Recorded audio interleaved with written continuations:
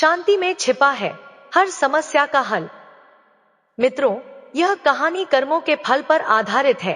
कहानी बहुत ही ज्ञानवर्धक और रोचक है, इसीलिए इस वीडियो को पूरा देखना और वीडियो के अंत तक हमारे साथ जरूर बने रहे।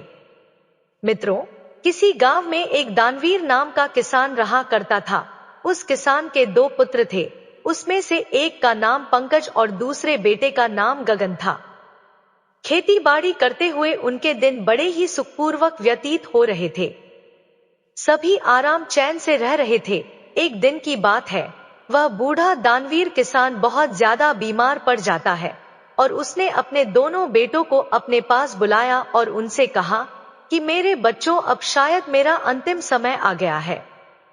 मैं चाहता हूं कि मेरे मरने के बाद तुम दोनों भाई आपस में बड़ी ही सहमति के साथ मिलजुल कर रहना और सुख शांति के साथ अपनी जिंदगी को गुजारो।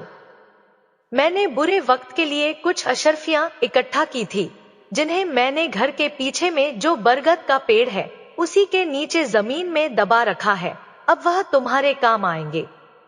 लेकिन मेरे बच्चों, तुम मुझसे यह वादा करो कि तुम दोनों आवश्यकता पड़ने पर ही उसे बाहर निकालोगे।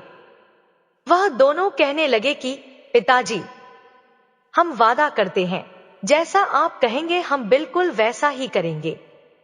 धीरे धीरे समय व्यतीत होता गया। थोड़े समय के बाद ही उस बूढ़े किसान दानवीर ने अपने प्राणों को त्याग दिया। छोटे भाई को अपने पिता के जाने का बहुत दुख हुआ। दोनों भाई ने अपने पिता का अंतिम संस्कार कर दिया। लेकिन बड़े भाई पंकज को अपने पिताजी के मरने का जरा भी दुख नहीं था। उसकी आंखों के सामने तो सिर्फ अशर्फियां ही घूम रही थी। उस रात को पंकज को नींद नहीं आ रही थी। वह बार बार करवट बदल रहा था। आधी रात के बाद सुबह होने से पहले ही वह उठकर बैठ गया और विचार करने लगा अपने मन में और सोचने लगा कि गगन के उठने से पहले मुझे अपना काम पूरा कर लेना चाहिए, वरना फिर कभी ऐसा मौका दोबारा नहीं मिलेगा। यही सोचकर उसने जमीन खोदने का सामान उठाया और घर के पीछे उसी पेड़ के पास पहुंच गया जहां पर उसके पिताजी ने सोने को जमीन में गाड़ कर रखा था। कुछ ही क्षणों में उसने जमीन को खोदकर वहां से अशर्फियों को बाहर निकाल लिया। अशर्फियों को देखकर वह बहुत खुश हुआ। कहने लगा, वाह, इतनी सारी अशर्फियां! अब लगता है मुझे जिंदगी में कभी भी मेहनत नहीं करनी पड़ेगी और ना ही किसी चीज की कमी रहेगी। उसने तुरंत ही वह अशर्फियों का घड़ा उठाया और दूसरे पेड़ के नीचे जाकर जमीन के नीचे गाड़ दिया और फिर आराम से घर में पहुंच करके अपने उसी स्थान पर जाकर दोबारा लेट गया। जब सुबह हुई तो छोटा भाई गगन अपने बड़े भाई पंकज को जोर जोर से आवाज लगाकर उठा रहा था। कह रहा था, बड़े भैया, जल्दी उठो, गजब हो गया। हमारे घर के पीछे पेड़ के नीचे जमीन खुदी हुई पड़ी है भैया, वहां से सारी अशर्फियां भी गायब है। मुझे लगता है कि कोई चोर हमारी सारी अशर्फियां की चोरी करके भाग गया है। पंकज कहने लगा कि अरे क्या बोल रहे हो भाई, चलो मैं देखता हूं। जब दोनों भाई उस जगह पर पहुंचे तो सच में ही वह जमीन खुदी हुई पड़ी थी। छोटे भाई गगन ने कहा कि अब क्या करें भैया, मेरे विचार से हमें पहले राज दरबार में जाकर के सूचना देनी चाहिए। पंकज कहने लगा, ठहरो गगन, कहीं जाने की कोई जरूरत नहीं है। गगन कहने लगा, लेकिन क्यों भैया? पंकज ने कहा, मैं अच्छी तरह से जानता हूं कि चोर कौन है जिसने जमीन में दबी हुई अशर्फियों को बाहर निकाला है। गगन चौंक गया और पूछने लगा कि भैया, क्या आप जानते हो कि वह कौन है? पंकज कहने लगा कि तुम जानना चाहते हो तो सुनो कि वह चोर कौन है। वह चोर तुम ही हो। यह सुनकर के गगन कहने लगा, भैया, यह आप क्या कह रहे हो? नहीं भैया, मैं और चोरी नहीं, मैंने कोई चोरी नहीं की है। पंकज कहने लगा, फालतू बोलो मत, तुम्हारे और मेरे अलावा इन अशर्फियों के बारे में और कोई नहीं जानता था। यह बात साफ है कि तुम अकेले ही सारा धन हड़पना चाहते हो। गगन ने यह सुनकर के कहा कि आप ऐसा मत कहो भैया, मैं सच कहता हूं कि मैंने कोई अशर्फियां नहीं चुराई है। मैं कुछ नहीं जानता। पंकज कहने लगा कि तुम मुझे वह अशर्फियां लौटा दो, नहीं तो तुम इस घर का दरवाजे अपने लिए हमेशा हमेशा के लिए बंद समझो। गगन उदास होकर बोला, ठीक है भैया, यदि आपको मेरी बात पर विश्वास नहीं है तो मैं यह घर ही क्या इस गांव को छोड़कर चला जाऊंगा। गगन दुखी मन से तुरंत ही वहां से निकल पड़ा। वह चलते चलते सोचने लगा कि सच्चाई जाने बिना ही बड़े भैया ने मेरे साथ ऐसा सुलूक क्यों किया। अब बदनाम होने से अच्छा है कि मैं यह गांव छोड़कर ही चला जाऊं। जब घर पर बैठा पंकज बड़े आराम से यही विचार कर रहा था कि वह कितनी आसानी से यह कांटा अपने आप ही निकल गया। अब सारी अशर्फियां सिर्फ मेरी है, मेरे अलावा और किसी को इसमें हिस्सा नहीं देना पड़ेगा। दूसरी तरफ वहां जो उसका छोटा भाई था गगन, बड़े ही दुखी मन से वहां से चलता ही जा रहा था। शाम भी हो गई थी। चलते चलते उसके मन में कई तरह के विचार उत्पन्न हो रहे थे। उसके मन में एक विचार आया कि कहीं भैया ने सारा धन हड़पने के लिए ही कोई चाल तो नहीं चली है। वह अपने विचारों में खोया हुआ लगातार चलता ही जा रहा था कि तभी वह एक बड़ी सी चट्टान के ऊपर जाकर के बैठ गया। अब रात हो चुकी थी और चारों ओर घना अंधेरा छाया हुआ था। उलझन में पड़ा गगन सारी बातें सोच ही रहा था कि तभी उसके कानों में कुछ आवाज आई, यह 4000 तुम्हारे और 4000 मेरे। वह सोचने लगा कि कैसी आवाज है। सच्चाई जानने के लिए गगन नीचे की ओर झुका। उसने देखा कि 3 आदमी वहां पर थे जो बैठे हुए थे और वे तीनों आपस में किसी तरह के धन का बंटवारा कर रहे थे। गगन को यह समझने में बिल्कुल भी देरी ना लगी कि यह तीनों चोर है और यह तीनों चोरी का माल आपस में बंटवारा कर रहे हैं। तभी अचानक से गगन का पैर फिसल गया और वह उन चोरों के बीच में जाकर के धड़ाम से गिर पड़ा। अंधेरा होने के कारण चोरों को कुछ भी दिखाई नहीं दिया और वह डर के मारे भागने लगे और कहने लगे, भागो भागो भाई यहां से, लगता है कि यह राजा का कोई गुप्तचर या फिर उनका कोई सिपाही है जो हम सभी लोगों को पीछा कर रहा था। भागो। चोर कहने लगा कि हाँ भाई, तुम ठीक कहते हो, चलो भागो यहां से। चोर अपना चोरी का माल जो भी चोरी करके लाए थे, डर के मारे वह सब छोड़कर वहां से भाग गए। जब गगन नजर उस धन पर पड़ी तो वह मन ही मन बहुत प्रसन्न हुआ, लेकिन तभी उसके मन में एक दूसरा विचार आया कि असल में यह मुद्राएं चोरी की हैं। इन्हें साथ में ले जाना बिल्कुल ठीक नहीं होगा, इसलिए इनको यहीं पर गाड़ देता हूं और जरूरत पड़ने पर मैं इनको ले जाऊंगा। यही विचार करके गगन ने वह सारी मुद्राएं एक पेड़ के नीचे गाड़ दी और रात भर वहीं पर रहा और सुबह अपने रास्ते पर चलने लगा। दोपहर होते होते वह एक घने जंगल से जा रहा था। तभी कुछ लुटेरों ने उसको घेर लिया और लुटेरों का सरदार उससे कहने लगा कि खबरदार, जो कुछ भी तुम्हारे पास है वह निकाल कर हमको दे दो, नहीं तो हम तुम्हें जान से मार देंगे। गगन लुटेरों की बात को सुनकर के कहने लगा कि भाइयों, मैं तो खुद ही एक मुसीबत में हूं और मेरे पास धन भला कहां से आएगा। लुटेरों का सरदार कहने लगा, यह झूठ बोल रहा है, इसकी तलाशी लो।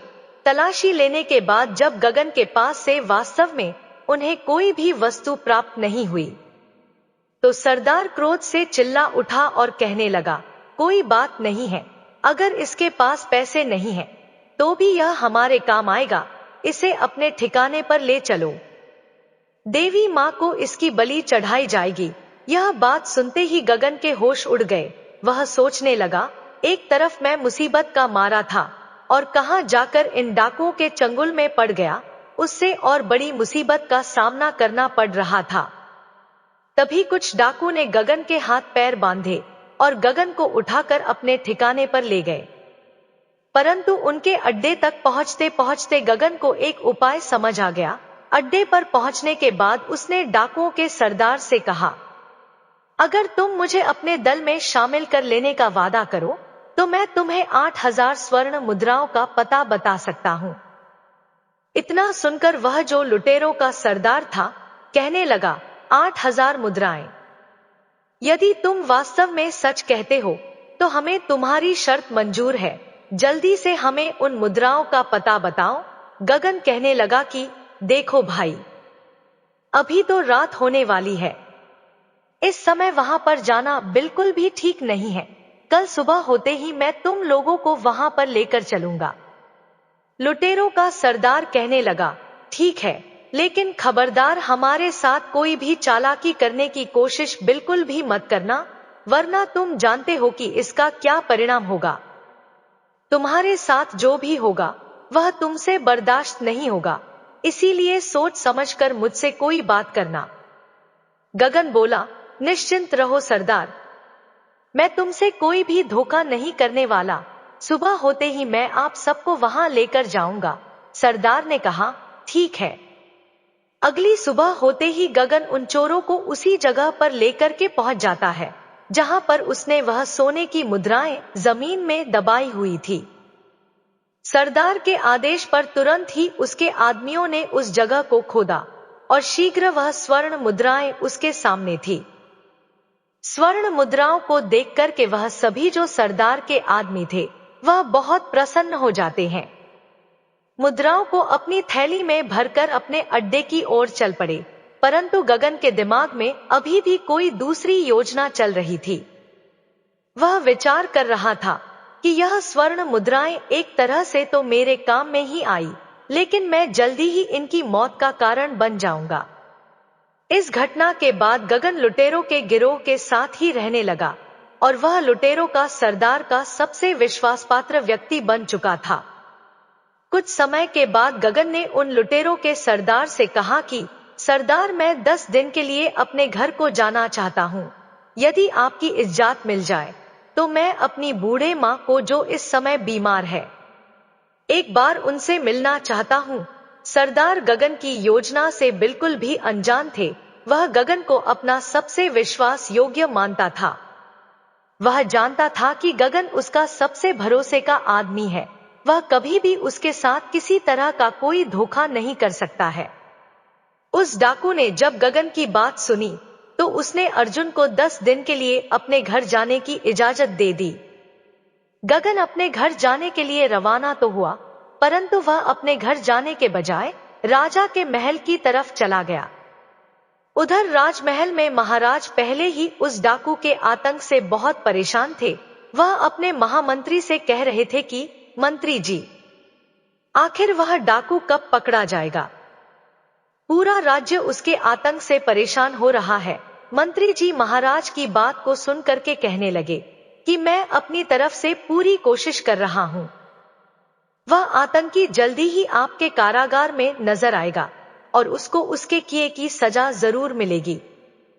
उसी समय वहां पर एक पहरेदार आया और कहने लगा कि महाराज की जय हो। महाराज, एक व्यक्ति आपसे डाकू जगीरा के बारे में मिलना चाहता है। वह कहता है कि मैं उसके बारे में सब कुछ जानता हूं। उसकी बात को सुनकर महाराज कहने लगे कि अच्छा, उसे तुरंत यहां पर लेकर चले आओ। वह सिपाही गया और कुछ समय के बाद ही गगन को राजा के सामने लेकर पहुंच गया। गगन राजा से कहने लगा कि महाराज को मेरा प्रणाम है। महाराज, मेरा नाम गगन है। राजा कहने लगा, कहो नौजवान, तुम जगीरा के बारे में क्या जानते हो? उसके बारे में तुम्हें जो भी जानकारी है वह सब कुछ मुझे बता दो। गगन कहने लगा कि महाराज, मुझे क्षमा करो, मैं आपसे एकांत में इस बात को करना चाहता हूं। मंत्री ने कहा कि दुष्ट, क्या तुम जानते नहीं, यहां राजा के सम्मानित और विश्वास पात्र व्यक्ति मौजूद है। जो कहना चाहते हो तुम सबके सामने ही कहो। राजा कहने लगा, ठहरिए महामंत्री जी, यदि यह हमसे एकांत में बात करना चाहता है तो हम इससे एकांत में ही बात करेंगे। आप लोग यहां से चले जाइए, हमें बिल्कुल एकांत छोड़ दीजिए। सब लोग बाहर गए और बाद में गगन ने राजा को अकेले में पूरा किस्सा कह सुनाया और आगे कहने लगा कि महाराज, इस तरह से मैं उस डाकू का विश्वसनीय आदमी बन चुका हूं। पूरी घटना के बारे में गगन ने महाराज को बता दिया और अब मैंने उसे अपने जाल में फंसा लिया है। गगन ने कहा, महाराज, अब बस उसे और उसके साथियों को पकड़ने के लिए मुझे आपकी सहायता की जरूरत है। उसकी बात को सुनकर राजा कहने लगा, बहुत खूब नौजवान, तुम्हारी चतुराई और साहस से मैं बहुत प्रसन्न हूँ। उन भयानक डाकुओं को पकड़ने के लिए जो भी सहयोग चाहिए वह मुझसे तुम बेझिझक होकर कह सकते हो, मैं करने को तैयार हूँ। कहो क्या करना होगा? गगन कहने लगा कि महाराज, कल रात को आप कम से कम हमारे साथ में 500 सिपाहियों को मेरे साथ भेज दें। मैं उन सभी को उन डाकुओं के अड्डे पर ले जाऊंगा, जहां पर वह सैनिक उन डाकुओं पर आक्रमण कर देंगे और उन डाकुओं को गिरफ्तार कर लिया जाएगा। राजा कहने लगा, बिल्कुल ठीक है नौजवान, तुम्हारी सलाह बिल्कुल उचित है, मैं इसे मानने के लिए तैयार हूं। तो तय रहा कि हम कल रात को हमारे सैनिकों को तुम्हारे साथ भेजेंगे, तब तक कि तुम यही राजमहल में हमारे शाही मेहमान बन करके रहो। उसके अगले दिन रात होते ही गगन अपनी योजना के अनुसार सैनिकों को लेकर के डाकुओं के अड्डे पर पहुंच गया। सैनिकों की टुकड़ी ने उन डाकुओं पर आक्रमण कर दिया। कुछ ही समय में सैनिक ने उन डाकुओं को गिरफ्तार कर लिया और उनमें से कुछ डाकू मारे भी गए और जो बचे हुए थे उनको महाराज के सामने पेश कर दिया गया। राज दरबार में गगन को देखकर डाकुओं का सरदार जो था वह मन ही मन सोचने लगा, उसने कितना बड़ा धोखा किया। मैंने इस व्यक्ति पर विश्वास किया और इसने मेरे साथ विश्वासघात किया। इस आदमी ने हमें कहीं का नहीं छोड़ा। अगले दिन दरबार में सभी दरबारियों और मंत्रियों से विचार विमर्श करने के बाद राजा जो था उसने सभी डाकुओं को एक ही सजा सुना दी। इन सभी खूनी दरिंदों को हम सजाए मौत देते हैं, क्योंकि इन्होंने किसी के साथ कोई रियायत और ना ही रहम किया है, इसलिए इनको जीने का कोई अधिकार नहीं है। सैनिकों, अब तुम इन्हें ले जाओ और अगले 2 दिन के बाद इन्हें फांसी पर लटका देना। और इसके बाद राजा गगन से कहा कि गगन, तुम्हारी बहादुरी से हम बहुत प्रसन्न हैं। आज से हम तुम्हें अपना सेनापति नियुक्त करते हैं। गगन ने यह सुनकर के कहा कि आपका धन्यवाद महाराज, जो आपने मुझे देश की सेवा करने के योग्य समझा। उधर दूसरी तरफ गगन का जो बड़ा भाई था अपने पिता की मेहनत की कमाई को बुरे कामों में बर्बाद कर रहा था, क्योंकि वह उसकी खुद की कमाई नहीं थी और वह बेईमानी करके उस धन को प्राप्त किया था। उस धन से उसको जुआ खेलने की बुरी लत लग चुकी थी। वह शराब और जुए में अपना सारा पैसा बर्बाद कर चुका था। उसकी हालत इतनी दयनीय हो चुकी थी कि उसके पास खाने के लिए अन्न तक भी नहीं था। पूरे गांव में वह इतना बदनाम हो चुका था कि अब उसे गांव में कहीं भी कोई भी काम नहीं मिल पा रहा था। इसीलिए उसने यह निश्चित किया कि इस गांव में भूखा मरने से अच्छा है कि मैं किसी दूसरे गांव में जाकर के कोई काम धंधा ढूंढ लूं।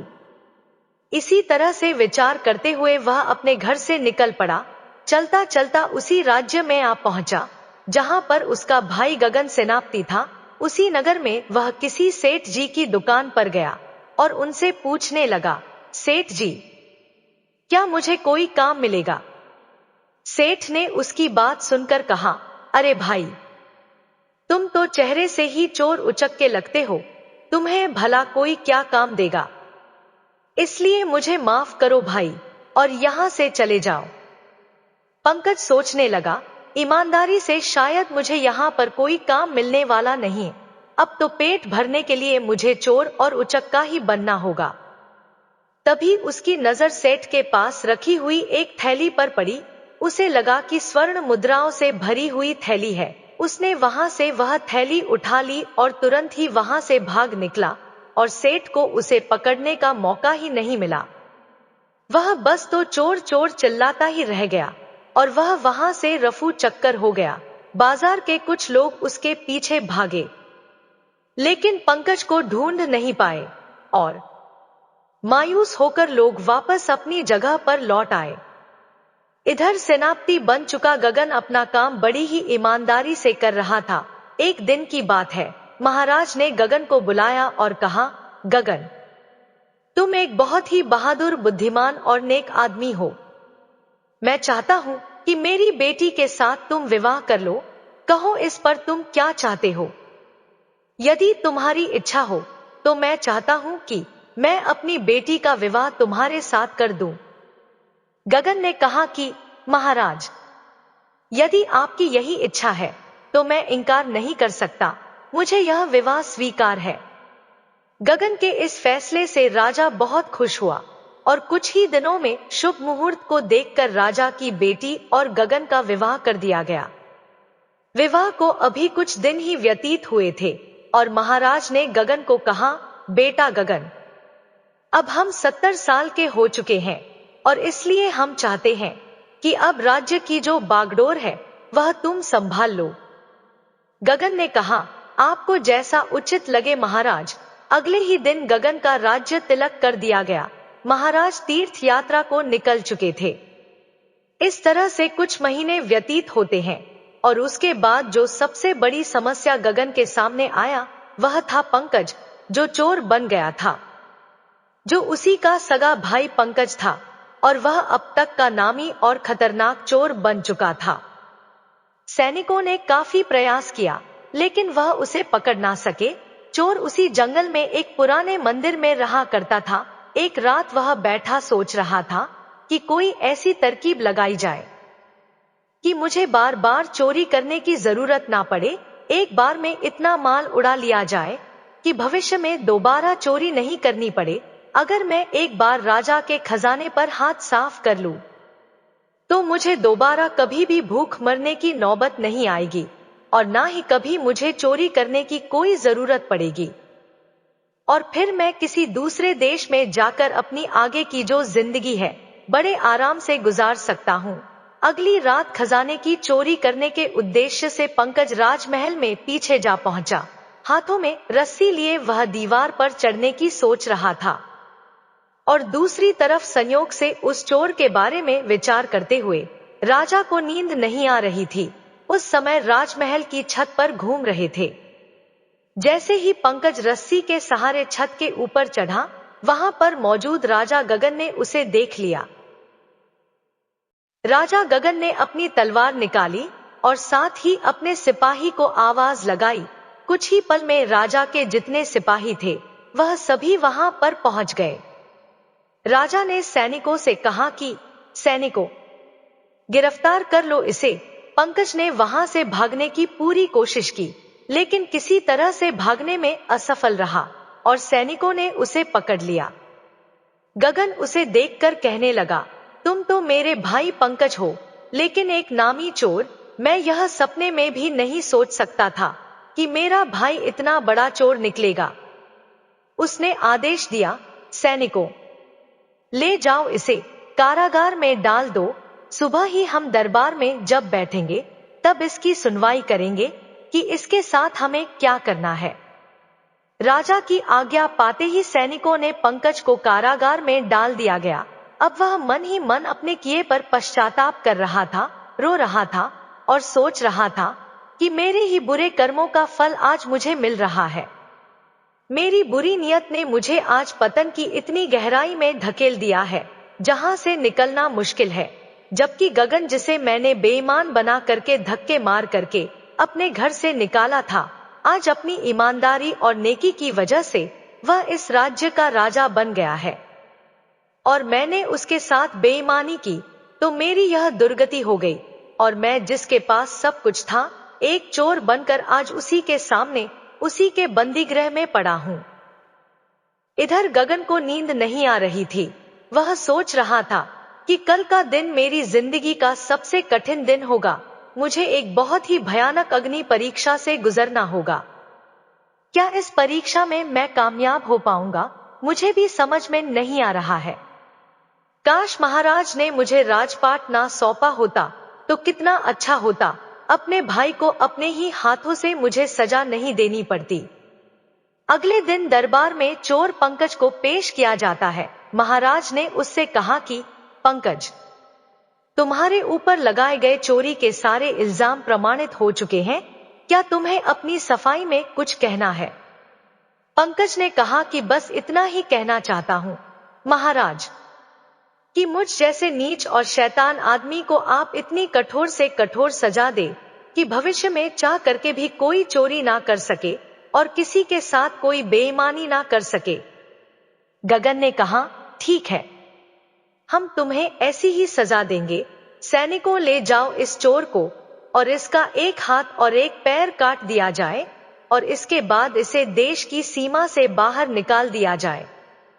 गगन का यह इंसाफ देखकर उसकी प्रजा और उसके मंत्री सब उसकी जय जयकार करने लगे। राजा की आज्ञा का पालन किया गया और चोर पंकज का एक हाथ और एक पैर काटकर उसे राज्य की सीमा से बाहर निकाल दिया गया। जब वह देश छोड़कर जा रहा था तो तभी उसके सामने राजा गगन पहुंच गए। गगन को देखकर पंकज बोला, महाराज, आप कैसे यहाँ पर आ गए? काश आपने मेरा एक हाथ और एक पैर काटने के बजाय मुझे मौत की सजा दे दी होती तो बड़ा अच्छा होता। यदि आप ऐसा करते, आपने तो मुझे तड़प तड़प कर मरने के लिए छोड़ दिया। मैं इस दुनिया में क्या करूंगा? गगन ने कहा, उस समय तो मैं एक राजा था, परंतु अब मैं आपके सामने राजा गगन नहीं बल्कि आपका छोटा भाई गगन खड़ा हूं। एक राजा होकर मैंने एक चोर को सजा देकर अपने राज्य धर्म का पालन किया था और अब एक भाई अपने भाई से अपने धर्म और कर्तव्य का पालन करने के लिए आया है। पंकज ने कहा, मैं कुछ समझा नहीं। गगन कहने लगा, भैया, मैं जानता हूं कि एक हाथ और एक पैर काटने की वजह से आप कभी भी कोई काम अपने जीवन में नहीं कर पाएंगे और इसके लिए मैं आपको कुछ धन देकर जाऊंगा। इस थैले में कुछ स्वर्ण मुद्राएं हैं, इन्हें आप ले लीजिए, जो कि मेरी मेहनत की कमाई हुई है। मुझे विश्वास है कि इस मेहनत के धन के साथ आप किसी दूसरे देश की सीमा में अपना जीवन बड़े ही आराम से व्यतीत कर सकते हैं।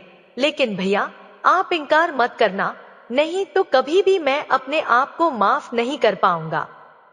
इतना सुनकर पंकज कहने लगा कि तुम कितने महान हो गगन, ईश्वर हमेशा तुम्हें इसी तरह से खुश रखे, प्रसन्न रखे। फिर दोनों आपस में गले मिलकर एक दूसरे को बड़े भारी मन से विदाई करते हैं।